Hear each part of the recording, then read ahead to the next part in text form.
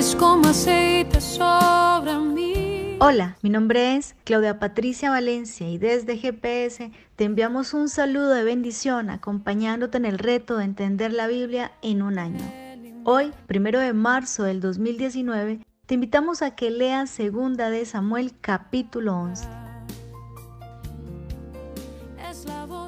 En nuestra enseñanza para entender la Biblia, desearíamos no tocar este punto oscuro de la vida de David, pero si la palabra de Dios lo registra, nosotros no podemos pasarlo por alto. El capítulo 11 de 2 de Samuel es una narración de crimen y castigo. En toda la palabra de Dios no hay ninguna historia que pueda compararse a esta, puesto que es un capítulo que contiene las tragedias que causa el pecado y también está lleno de advertencias para el creyente que desea recorrer un camino de bendición. Desde los primeros versículos de este capítulo podemos identificar los pasos que se dieron antes de la caída de David. Estando ocioso en el tiempo en que los reyes salían a la guerra, David decidió quedarse en Jerusalén. Se levantó tarde de su cama y se paseaba por la terraza de su casa. Estaba en aquel ocio que busca en qué entretenerse y que le abre la puerta a la tentación de par en par.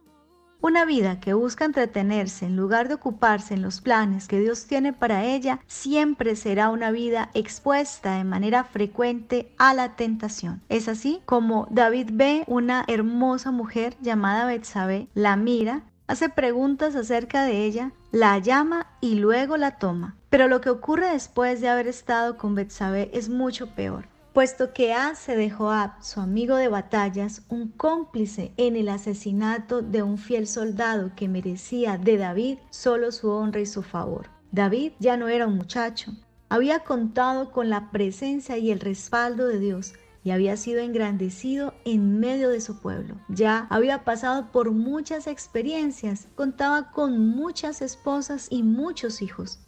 Un año después, el profeta Natán visitó a David y lo acusó de haber cometido un gran pecado hacia Dios. Puedes leer del sincero arrepentimiento de David en el Salmo 51. Sin embargo, las consecuencias no se hicieron esperar, pues Dios dijo a David que su hijo con Betsabé moriría debido a su pecado. Fíjate en la manera como David aceptó esta disposición de Dios en 2 de Samuel capítulo 12 del 13 al 23. Cuando el niño murió, David se levantó y adoró a Dios. Pero también vemos que David cosechó lo que sembró. Sembró muerte, cosechó muerte. Sembró engaño, también cosechó engaño. Dolor viviente es peor que un dolor muerto. Esto dice un viejo proverbio. Y la muerte de su hijo le causó muchísimo dolor, pero el dolor de David continuó con el resto de sus hijos. Uno de los casos más críticos fue su hijo Absalón, puesto que la rebelión de este joven también es una gran tragedia para David que desencadena una historia de inmenso dolor.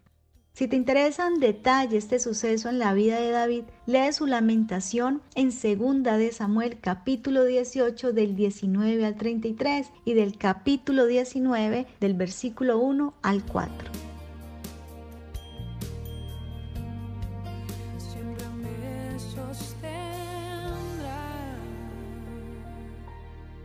En nuestra enseñanza para poner en práctica, el adulterio con Betsabé y el asesinato de su esposo Urías va más allá de una mancha oscura en la vida de David.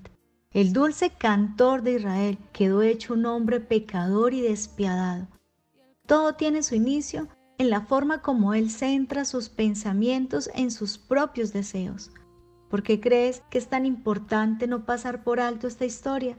Pues bien, este pasaje bíblico debe ser conocido por todo hijo de Dios, pues tiene un carácter de faro que advierte al marino de algunos mortíferos escollos que pueden encontrarse en el mar de una vida ociosa que descuida los planes y los propósitos de Dios para darle lugar a la búsqueda de entretenimientos sin sentidos. David cometió un error que Dios nos advierte y nos permite conocer con el fin de que no caigamos en él. Porque el inteligente aprende de sus propios errores, pero el sabio aprende de los errores de otro. Así que cuando la tentación llegue a tu vida, no la contemples ni la examines como lo hizo David. Huye y aléjate de ella. Ten presente que las consecuencias del pecado de David afectaron a muchos, y aunque el rey de Israel había podido arrepentirse en cualquier etapa de su camino de muerte, recuerda también que una vez que se inicie la progresión de un pecado, es muy difícil detenerse. Todo inició con no ocupar bien el tiempo, desubicado completamente y con la mente ajena a lo que en verdad debía interesarle en ese momento. Su primer pecado estuvo en el hecho de descuidar el plan que Dios le había trazado como rey de Israel. Además de no darle prioridad a su relación con Dios, dejó de poner su mirada en el Eterno y empezó a ver y a contemplar el mal desde la terraza de su casa. Pide al Señor que guarde tus ojos y rehúsa admitir el pecado en tu mente para que no tome lugar en tu corazón.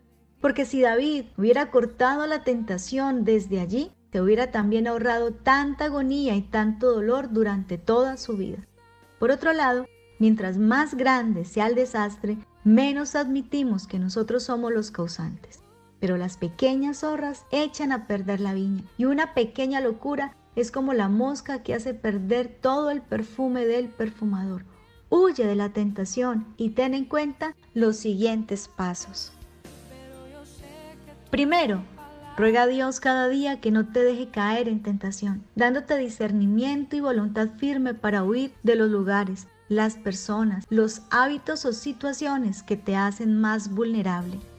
Segundo, memoriza y medita en porciones de la palabra de Dios que combatan tus debilidades. En la raíz de la mayoría de las tentaciones se encuentra una gran necesidad o un deseo que solo Dios puede llenar. Tercero, busca otro creyente que consideres confiable y piadoso y con quien puedas abrirte. Cuéntale sobre tus luchas, pídele siempre ayuda en momentos críticos. Y cuarto, agéndate y programa tu día en función de los planes que Dios tiene para ti. Un hijo de Dios no busca en qué entretenerse, tiene momentos de descanso y de dispersión, pero quien busca entretenimiento es porque está demasiado ocioso. Así que utiliza bien cada hora del día, apartando siempre tiempos para estar a solas con Dios y desarrollando disciplinas en el estudio de la Biblia.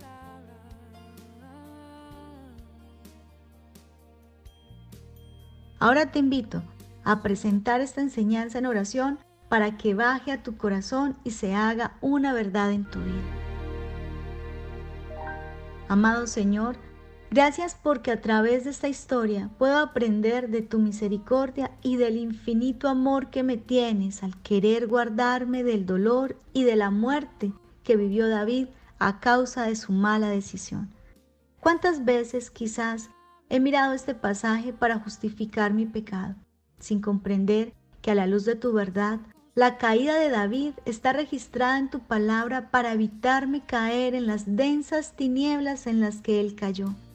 Perdóname por permitirme ver, preguntar, hablar y llamar personas que no son para mí. Hoy reconozco tu palabra como la luz que alumbra mi vida en el camino, para que no tropiece y me mantenga con un corazón limpio. Te alabo, Dios del cielo, por este nuevo día y por permitirme finalizar esta semana atento a tu palabra. Amén.